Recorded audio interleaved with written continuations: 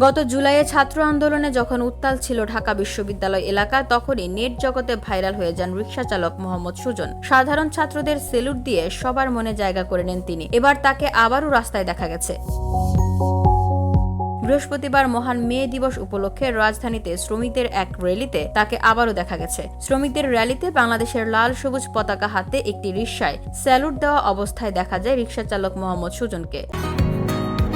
বসুন্ধরা, উত্তরা, বনশ্রী, কুড়িল ও বাড্ডা সহ রাজধানীর বিভিন্ন স্থানে অভিজাত ও অত্যাধুনিক মানের ফ্ল্যাট কেনার এক নির্ভরযোগ্য প্রতিষ্ঠান প্লেজেন্ট প্রপার্টিজ লিমিটেড। তাই আপনার স্বপ্নের আবাসনের জন্য আজই যোগাযোগ করুন। Pleasant properties limited, where destiny matches eventually।